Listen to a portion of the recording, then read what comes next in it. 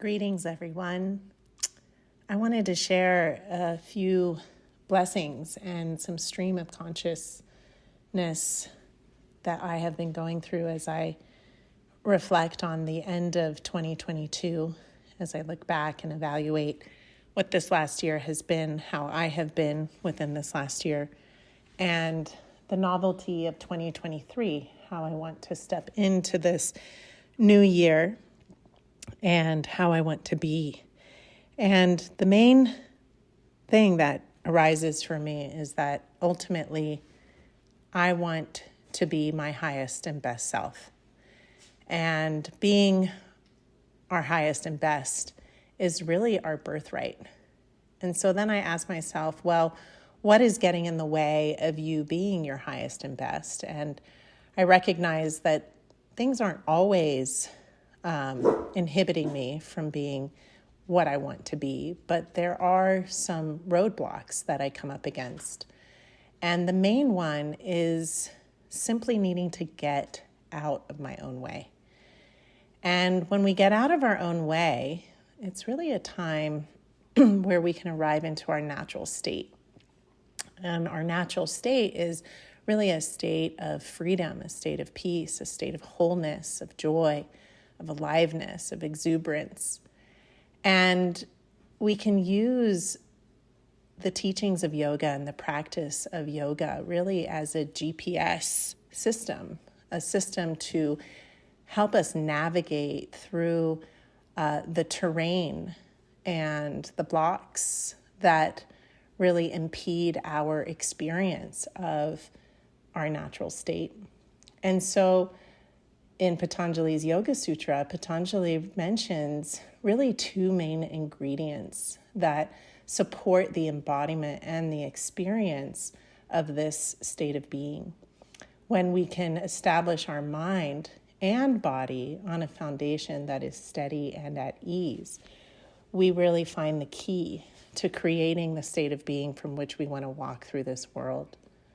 So where there is space, there is ease. And where there is space, there is utmost pleasantness. Space between ourselves and the body and the mind really allows us to observe what is there from the seat of the witness. And when we can observe the mind and the thoughts that are produced within our minds, we have an opportunity to free ourselves from the entanglement and the obsession that we're conditioned to collapse into. So everything ultimately starts in our mind. And when the mind is calm and clear, we can experience that which is beyond our personality, our suffering, our bias, our judgments, attachments, aversions, and conditioned states. When we are steady and at ease, we can more freely ride the waves that are produced within our mind. The practice of yoga and meditation is intended to calm the stormy nature of the mind. And when the mind is calm, we have this direct experience of our original essential self and can operate from our highest and best. The self that is behind all of our identifications, our judgments, our constructs, the blocks that limit us from experiencing wholeness, from experiencing peace, inner joy. This is when we can step into the field of infinite possibilities and create the life that we wish to live.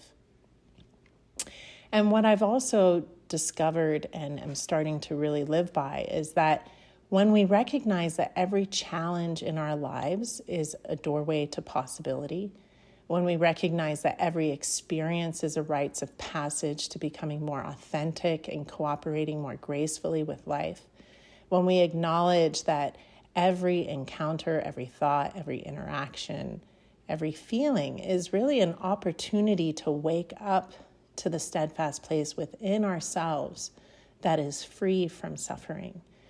And we become the conscious designers of our lives. All of yogic processes are designed to provide us with these technologies for creating a pleasant, spacious, calm, and steady state of mind. We all want these benefits, but we don't always want to do the work. And that's the great paradox of really taking charge of our lives and at the same time learning how to surrender our control over the outcome, being able to apply ourselves and learning to let go and be in the flow. This process does require effort and it can be arduous.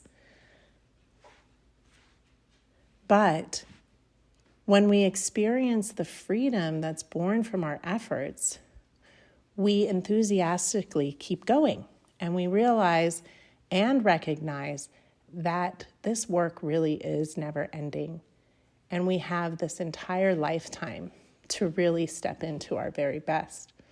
Our muscle memory is strong, and just as it takes many years to develop an imbalance in the body, it can take several years to undo those imbalances.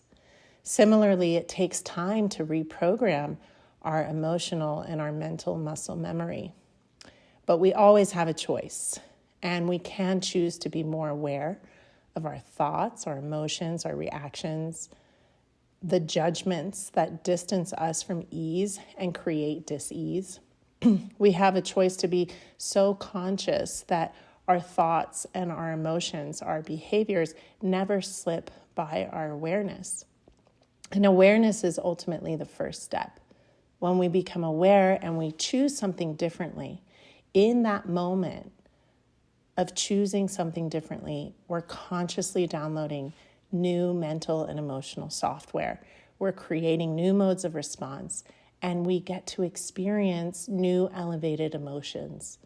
Our thoughts are more powerful than we think. We become what we think, and what we think creates our personal reality and how we view the world. The power to establish our minds the way that we want them to be and manifest the life that we desire is available to us now and always.